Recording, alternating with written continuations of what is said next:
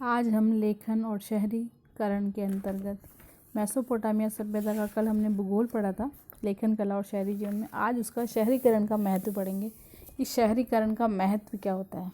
हम ये जानते हैं कोई भी बड़ी जनसंख्या जब एक जगह एक स्थान पर रहना प्रारंभ करती है तो धीरे धीरे उन शहरों का जो विकास होता है और शहरों के विकास के लिए उत्पादन और सामग्री की आवश्यकता होती है। इसमें खाद्य उत्पादन भी होता है और वस्तुओं का निर्माण भी होता है, आर्थिक गतिविधियां भी होती है और तब जाकर के कोई अर्थव्यवस्था पूर्णतः विकसित होती है और गतिविधियां प्रारंभ होती है और जनसंख्या धीरे धीरे बढ़ती है और वो शहर जो है धीरे धीरे कस्बों का रूप लेते हुए शहर का निर्माण प्रारंभ होता है।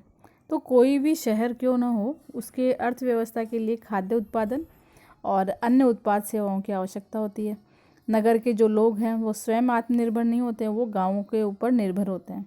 गाँव से कच्चा माल, अन्य वस्तुओं का उत्पाद की जो सामग्री है, गाँव के जो लोग हैं उनसे सामग्री प्राप्त करके शहरी लोग अपने उत्पाद को बढ़ाते हैं। जैसे अगर उदाहरण की बात करें, इसमें एक आपके उदाहरण दिया हुआ है कि एक जो पत्थर की मुद्रा बनाने वाला व्यक्ति है, तो वो व्यक्ति पत्थर उकेरने के लिए कांसे के औजार की आवश्यकता है। उस औजार के साथ साथ में उसको मुद्रा के लिए रंगीन पत्थर की आवश्यकता है और विशेष से नक्काशी का पत्थर, इन सब चीज़ों की उसको आवश्यकता होती है। अब कांसे का औजार कहाँ से लाए हो, क्योंकि उसके पास खुद के पास कांसा नहीं है, कहीं बाहर से कहीं दूसरे स्थान से मंगाना पड़ेगा। और इन सब चीज़ों के लिए अब जो कोई लोहा या धातु ले रहा है उसको पिघलाने के उसके लिए ईंधन की आवश्यकता भी है। तो यहाँ खाद्य उत्पादन के साथ साथ भी अगर हम बात करें तो अगर कोई वस्तुओं का निर्माण करना है तो वस्तु निर्माण में भी ये आवश्यक है कि उस व्यक्ति को अन्य सामग्रियों की आवश्यकता होती है, जिसमें हम ईंधन कह सकते हैं, साथ में धातु कह सकते हैं और बनाने वाले व्यक्तियों की भी। तो श्रम विभाजन के द्वारा ये कार्य किया जाता है, यानी कि जो व्यक्ति कांसा गलाने में निपुण है वो व्यक्ति वो कार्य करेगा, जो पत्थर की गढ़ाई करने का कार्य कर सकता है वो कार्य करेगा।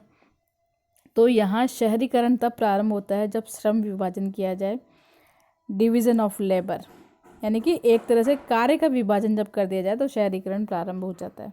तो यह मेसोपोटामिया सभ्यता में भी यही था। सभी व्यक्तियों ने अपने अपने कार्य को किया, एक सामाजिक संगठन का निर्माण किया गया। ईंधन और धातुएं और लकड़ी और पत्थर की जो सामग्री थी जहाँ जहाँ से आवश्यकता होती वहाँ से मंगवाई गई और व्यापार प्रारंभ किया गया।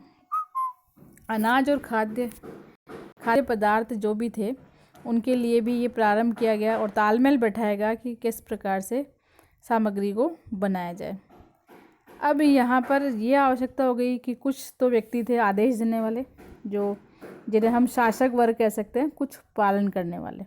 तो शहरी अर्थव्यवस्था धीरे धीरे लिखित रूप में भी लिखी जाने लगी और लोग एक दूसरे से सामग्री प्राप्त करके अपने संसाधन को बढ़ाने लगे और जो ग्रामीण लोग थे वहाँ से कच्चा माल लेकर के शहरीकरण बढ़ने लगा। तो यहाँ शहरीकरण प्रारंभ हुआ मेसोपोटामिया सभ्यता में। आपके नीचे एक उदाहरण दिया है वारका शीर्ष का। इसमें एक उरूक नगर में एक स्त्री का सिर है जिस पर सफ़ेद संगमरमर से इसको बनाया गया है। इसकी आंखें और भौहें नीले, लार्ज वर्ड सफ़ेद सीपी और डामर से जड़ी हुई है। इस प्रकार के बहुत सारे ऐसे नमूने हैं मूर्तिकला के जो ये विश्व में प्रसिद्ध है। उसी प्रकार से वहाँ मेसोपोटामिया की सभ्यता में हमें बहुत सारी ऐसी चीज़ें प्राप्त हुई है। तो इस प्रकार से शहरीकरण का महत्व जब बढ़ने लगा तो धीरे धीरे शहरों में माल की जो आवाजाही है वो भी प्रारंभ हो गई। जैसे हम बात करें अगर, तो उस समय सामग्री ले जाने के लिए या साधन नहीं थे, केवल समुद्र ही था। समुद्र से ही सामान लाया जाता था और ले जाया जाता था, क्योंकि सबको पता था कि अगर हम जानवरों के साथ जो पशु हैं हमारे, अगर उनसे हम सामान ढोने का कार्य करेंगे तो वो महंगा पड़ेगा, क्योंकि उनको चारा खिलाना पड़ेगा। तो यहाँ खाद्य संसाधन तो समृद्ध थे लेकिन खनिज संसाधनों का अभाव था और साथ में ये भी था कि पशुओं के साथ हम अगर कार्य करते हैं सामान लाने और ले जाने का, चाहे धातु हो, चाहे औजार हो, चाहे लकड़ी हो, तो इन सब चीज़ों के लिए अगर पशु का कार्य करवाया जाए, पशु के द्वारा माल ढोने का, तो वो महंगा पड़ेगा क्योंकि उसको चारा खिलाना पड़ेगा। तो इन्होंने नाव की व्यवस्था करके, क्योंकि यहाँ पर नदियाँ थी, नदियों के द्वारा जो इनके अड़ोसी पड़ोसी जो क्षेत्र थे, तुर्की और ईरान खाड़ी के पार जो कुछ प्रदेश, वहाँ से इन्होंने सामान मंगाना प्रारंभ किया। जैसे इन्होंने दक्षिण मेसोपोटामिया था, जो सभ्यता थी, दक्षिण का जो भाग था जहाँ पर खेती हो रही है, वहाँ पर इस प्रकार के संगठन की व्यवस्था की गई कि लोगों ने अपना से एक सामाजिक संगठन बनाया और विदेशों के द्वारा, जिसमें तुर्क और खाड़ी से पार जो प्रदेश थे, उनसे धीरे धीरे खनिज संसाधन मंगाने लगे, क्योंकि इनके पास सिर्फ खाद्य सामग्री थी, तो खनिज संसाधनों के लिए इन लोगों की आवश्यकता हुई।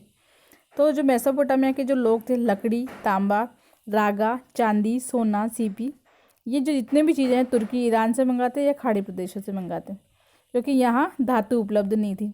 तो इन्हें अगर औजार बनाना है, कोई पात्र बनाना है, गहना बनाना है या अन्य प्रकार की कोई सामग्री बनानी है, तो उसके लिए इन लोगों ने अपने अड़ोसी पड़ोसी जो देश थे, क्षेत्र थे, उनसे सहायता ली और धीरे धीरे इन्होंने अपने संगठन बनाया और शिल्प और व्यापार सेवाएं प्रारंभ की। और कुशल परिवहन की व्यवस्था करने के लिए इन्होंने पशुओं का उपयोग नहीं किया, इन्होंने नाव का उपयोग किया, क्योंकि पशुओं की जो व्यवस्था थी वो अधिक खर्चीली थी और यहाँ जल मार्ग आसानी से उपलब्ध था और नावें बनाई, और नावें हवा के वेग से चलती थी, कोई खर्चा नहीं होता था। तो मेसोपोटामिया की जो नहरें हैं, प्राकृतिक जल धाराएँ थी, वो छोटी छोटी बस्तियों के बीच माल का परिवहन करती थी। ये सबसे अच्छा मार्ग था छोटे छोटे जलधाराओं का, और नाव के द्वारा सामग्री पहुंचती थी। तो इस प्रकार से शहरों में माल की आवाजाही होने लगी नाव के द्वारा।